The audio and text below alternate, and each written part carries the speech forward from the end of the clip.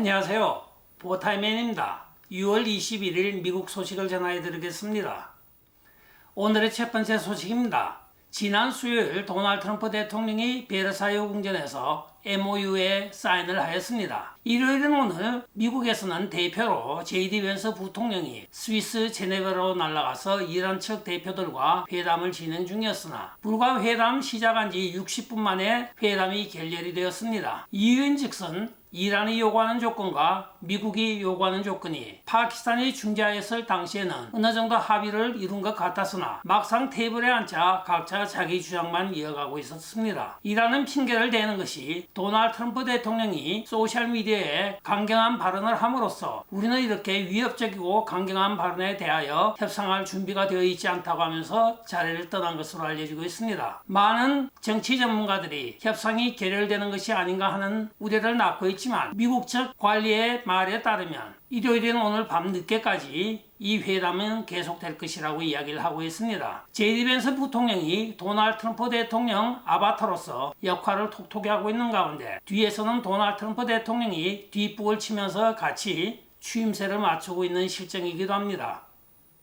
다음 소식입니다. 결국은 민주당의 최고 원내대표 출신인 척 슈머가 MS 나와의 인터뷰에서 그간의 민주당이 저질러왔던 유권자 등록 사기를 간접적으로 고백을 하고 있습니다. 그가 MS 나와에서 지금 인터뷰 도중에 세이브 법안에 대하여 이야기를 하였습니다. 척 슈머 의원은 만약에 이것이 통과가 되어 시행될 경우에는 약 2,500만 명의 유권자가 사라질 것이라고 우려를 표명하는 말을 하였습니다. 즉 2,500만 명이 자격이 없는 유권자 등록에 등록이 된 유권자라는 뜻이기도 합니다. 세이브 법안의 주요 골자는 유권자 아이디 제시와 유권자 시민권 확인 절차가 포함이 되어 있기 때문입니다. 민주당이 약 2,500만 명의 비유권자를 유권자 등록에 사용하여 왔다는 것을 간접적으로 자연한 꼴이 된 것입니다. 가장 최악인 것은 캘리포니아입니다. 한 연구기관에 따르면 캘리포니아의 비시민권자 유권자 명부가 380만 건에 달하며 이는 캘리포니아 전체 유권자 수 2,250만 명의 17%에 해당한다고 합니다. 즉 5표 중에 1표는 비유권자가 투표를 한 셈인 것입니다. 이것의 원인은 바로 캘리포니아의 운전면허 신청 시에 자동으로 유권자 명부에 등재되는 시스템을 꼽을 수가 있습니다. 자동차 유권자 명부라고 불리는 이 시스템이 가동이 되며 또한 시민권 확인 절차가 어려움에 처함에 따라 캘리포니아가 유권자 등록의 최악의 주로 등극을 한 것입니다.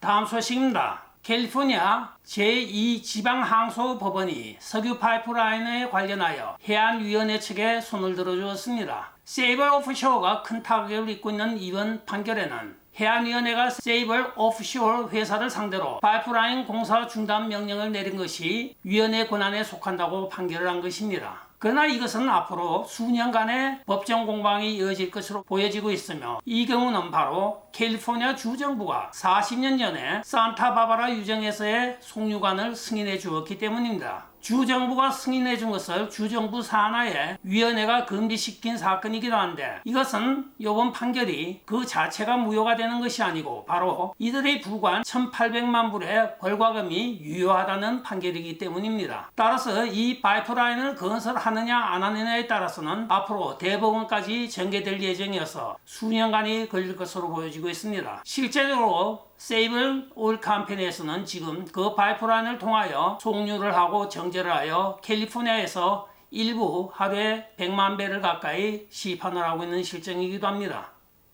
다음 소식입니다. 메디케어 사기 사건으로 현상범 8명을 수배를 하고 있는 FBI가 오늘 두 번째 현상 수배범을 필리핀에서 잡아서 송환 중이라고 발표를 하였습니다. 캐시파텔의 발표에 따르면 그는 백악관의 사기 근절 태스크포스가 지명 수배한 8명 중에 한 명으로 2012년부터 2019년까지 주로 노인층을 상대로 의료기기 구매를 도와서 사기를 쳤던 것으로 밝혀지고 있으며 그가 사기친 금액은 약 12억 불에 달한다고 합니다. 의료보조 장비를 사기친 사건이다 보니 금액도 큽니다. 이는 지난주에 체포되었던 400만 불 의료 사기 사건에 연루되었던 사이드 에렉에 이어 두 번째로 지명수배된 자가 잡힌 것입니다. 그의 체포에 따라서 그의 체포에 결정적인 제보를 하였거나 또는 그가 재판에서 결정적인 증거를 제시하는 사람에게는 이번 현상금 15만 불이 지급될 예정이라고 FBI 캐시 파텔 국장이 발표를 하고 있습니다. 필리핀에서 15만 불이면 적지 않은 돈인데 누군지 상당히 큰 돈을 버는 것 같습니다. 그러나 아직도 6명의 현상 수배범은 도피 중인 것으로 발표가 되고 있으며 범인 색출 작업에 더욱더 박차를 가하겠다고 하는 것이 캐시 파텔 국장의 언론 인터뷰 내용입니다.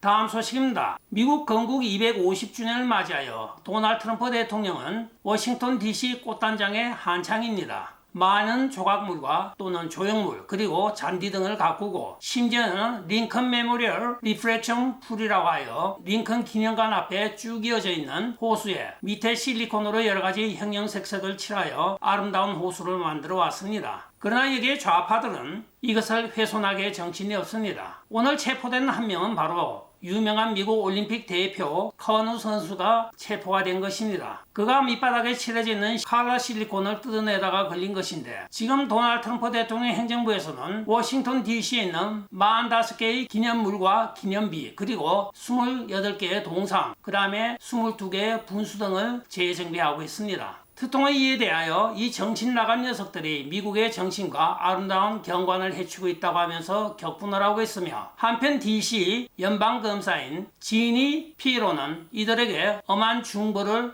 구형할 것이라고 밝히고 있습니다. 한편 올림픽 선수뿐만이 아닙니다. 좌파 진영으로 유명한 ABC 방송국의 조나단 칼 역시 바닥에 깔려있는 실리콘 고무를 뜯어내다가 지금 체포되었다고 합니다. 이들이 미국을 아름답게 꾸미고 정상적인 것을 꼭 뜯어내려고 하는 그 심리를 모르겠습니다. 해외에 망측한 행동을 일삼는 이들이 과연 정상적인 사람인지 한번은 생각해보게 만드는 오늘 작금의 세태이기도 합니다. 다음 소식입니다. 미국의 세습 정치에 종말을 구하는 사건이 하나 생겼습니다. 바로 메인주에서 당내 후보 경선으로 나섰던 조나단 부시가 공화당 당내 경선에서 패배를 한 것입니다. 이는 도널드 트럼프 대통령과 45대 대통령 후보직을 놓고 격돌하였던 플로리다 주지사 출신의 제 부시가 대통령 경선에서 도널드 트럼프 대통령에게 패한 후 12년 만에 일어난 일입니다. 조나단 부시는 41대 대통령인 아버지 부시의 조카이며 43대 대통령인 아들 부시의 사촌이기도 합니다. 따라서 작금의 미국의 정치 형태가 세습 정치에 종말을 구하는 것으로 보여지고 있습니다. 즉 정치 가문에 뼈대만 있다고 해서 정치에 입문하는 것이 아닌 것입니다. 이번 공화당의 후보는 민주당 메인 주지사 제닌 밀스의 후임자를 놓고 민주당 대표와 격돌을 하게 되어 있습니다. 그러나 이번에 부시가에서 기대를 걸었던 조나단 부시가 떨어짐으로써 그는 당내 경선에서 3위로 떨어진 것입니다. 따라서 부시가의 정치적 맥락은 여기서 끝나고 라이노의 시대도 지금 종말을 구하는 것으로 보이고 있습니다. 끝까지 시청해 주셔서 감사합니다. 지금까지 보타이맨이었습니다. 여러분 좋아요, 댓글, 구독, 알림 부탁드리고 안녕히 계십시오. 바이.